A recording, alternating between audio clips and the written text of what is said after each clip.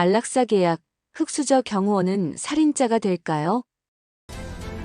내가 이제부터 너희 엄마야?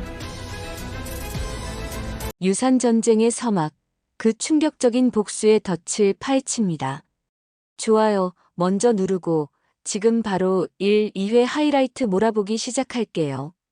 영상 끝까지 보시고 여러분들의 의견도 댓글에 꼭 남겨주세요. 회를 거듭하며 높은 시청률을 보이고 있는 화제작, 착한 여자 부세미의 핵심을 짚어봅니다. 주인공 김영란은 돈 때문에 온갖 멸시를 견뎌야 했던 흑수저 경호원입니다. 전여빈 그녀의 고단한 삶은 시청자들의 가슴을 먹먹하게 만듭니다. 그녀는 비록 경호원이지만 날카로운 눈썰미와 용감한 기질을 겸비한 인물입니다. 전여빈 배우의 깊이 있는 눈빛 연기는 세상에 대한 분노와 체념을 완벽하게 담아냈습니다. 그녀 앞에 가성그룹의 시한부 회장 가성호가 나타납니다. 회장은 자신의 재산을 탐하고 심지어 생명까지 위협하는 패륜적인 자식들에게 복수하기 위해 영란을 고용합니다. 회장은 처음부터 영란의 손목에 있는 깊은 상처를 유심히 바라봅니다. 이 상처는 영란이 가족에게마저 버림받고 돈 때문에 고통받았던 과거의 비극을 상징합니다. 제가 뭘 해드리면 될까요? 회장은 영란에게 상상할 수 없는 제안을 합니다. 나랑 결혼하자. 자신의 법적인 아내가 되어 가씨 남매가 제일 두려워하는 방식으로 그들의 돈줄을 끊어버리자는 것입니다. 가씨 남매는 회장님의 친자식이 아니며 어머니의 유산만을 노리는 이들이었습니다. 회장은 그들을 향한 복수의 미끼가 되어 달라고 영란에게 요청합니다. 나랑 결혼하면 가성그룹 한 주인이 되는 거야. 그놈들이 제일 무서워하는 게 뭔지 아니? 죽음. 아니야, 돈이야. 영란은 이 위험하고 거대한 거래를 통해 자신의 처절한 삶을 벗어날 유일한 기회를 잡았다고 생각합니다. 회장의 복수가 곧 자신의 새로운 삶을 얻을 수 있는 탈출구가 될 수 있음을 깨닫습니다. 결국 그녀는 운명을 뒤바꿀 복수의 거래를 받아들이기로 결심합니다. 이 선택은 영란의 인생을 송두리째 뒤바꿀 운명의 서막이었습니다. 영란이 회장의 제안을 수락하자 변호사는 살벌한 내용이 담긴 결혼 계약서를 내밉니다. 이 계약은 단지 유산 상속을 위한 것이 아니었습니다. 계약서에 따르면 영란은 회장님 사망 후 주총에서 가씨 남매가 가성그룹에 얼씬도 못하게 확실히 무너뜨려야만 유산을 상속받을 수 있습니다. 단, 가성호 회장님의 사망은 김영란 씨가 직접 시행하셔야 합니다. 계약서에는 영란을 극도의 긴장감으로 몰아넣는 충격적인 조건이 포함되어 있었습니다. 회장님의 안락사 과정은 전부 녹화될 것이고 만에 하나 김영란 씨가 계약사항 이행에 실패할 경우 제가 직접 경찰서에 그 녹화본을 제출할 겁니다. 이것은 영란이 상속자가 아닌 살인교사의 덫에 걸린 것과 다름없었습니다. 변호사는 영란이 계약사항을 이행하지 못하면 살인범으로 몰리게 되고 유산 상속도 무효가 될 것임을 명확히 합니다. 평생 고통받으며 살지 않으려면 영란은 회장님의 복수극을 완성해야 합니다. 영란은 자신의 이름과 신분을 바꾸어 부셈이라는 유아교육학과를 졸업한 유치원 선생님으로 완벽히 위장합니다.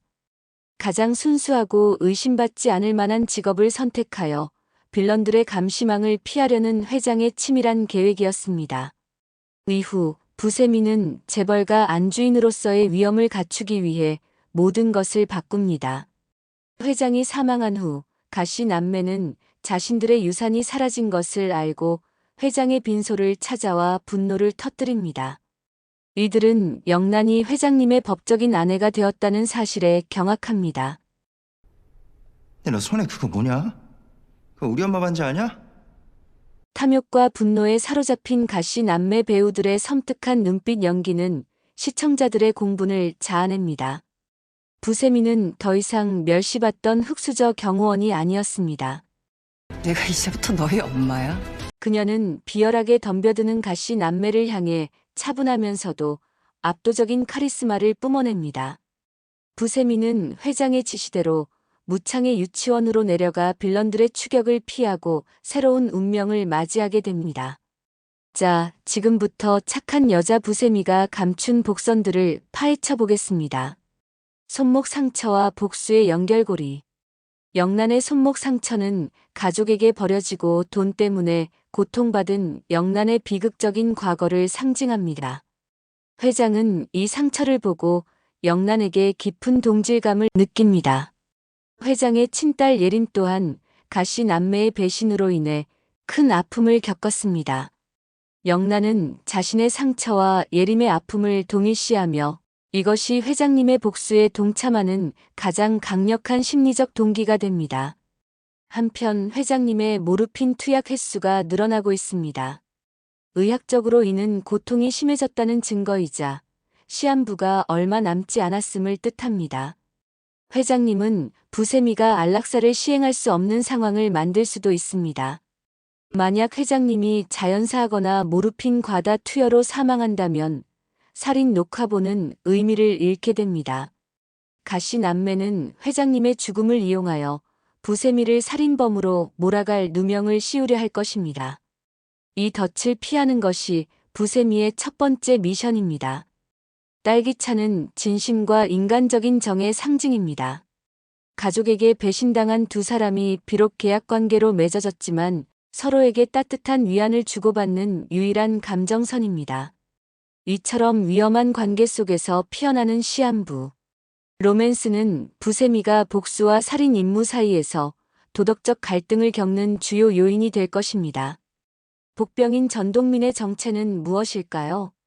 무창에서 부세미와 마주친 전동민은 기타 등등이라 불릴 만큼 비중이 없어 보이지만 그의 등장은 드라마의 중요한 변수입니다. 전동민은 회장님이 부세미를 보호하기 위해 심어둔 숨겨진 조력자이거나 혹은 부세미의 가짜 신분을 유일하게 알고 있는 남자일 가능성이 높습니다. 그는 부세미의 복수극에 예상치 못한 로맨스 변수를 던지며 시청자들에게 설렘과 긴장감을 동시에 선사할 것입니다. 부세미는 무창 유치원에 부임하여 겉으로는 평온한 일상을 시작하는 듯 보입니다. 하지만 그녀는 이미 복수의 전쟁터 한가운데 놓여 있습니다. 그녀의 주변에는 이미 빌런들의 추격과 전동민이라는 복병의 그림자가 드리워지고 있습니다. 가씨 남매는 무창까지 사람을 보내 부세미의 약점을 캐내려 할 것입니다. 그녀는 곧 가씨 남매에게서 예측하지 못한 반격을 받게 될 것입니다. 부세미는 자신의 정체를 숨기고 안락사라는 무거운 숙명을 감당하며 복수를 이어나가야 합니다. 다음 회차의 마지막 장면은 새로운 위기에 맞서는 부세미의 굳건한 결의로 마무리됩니다. 나를 지키는 것이 회장님의 복수를 완성하는 유일한 길이다. 복수의 덫에 스스로 걸어 들어간 부세미는 과연 재벌가의 진짜 안주인이 될 수 있을까요? 가씨 남매는 어떤 음모로 부세미를 살인범으로 몰아갈까요? 구독자 여러분들의 흥미로운 예상을 댓글로 공유해주세요. 본 영상은 드라마 내용을 바탕으로 한 개인적인 해석입니다. 매주 월 화밤 10시 ENA에서 방송하는 착한 여자 부세미 본방송 꼭 시청해주세요. 구독과 좋아요, 알림 설정 눌러주시고 다음 영상도 기대해주세요. 감사합니다.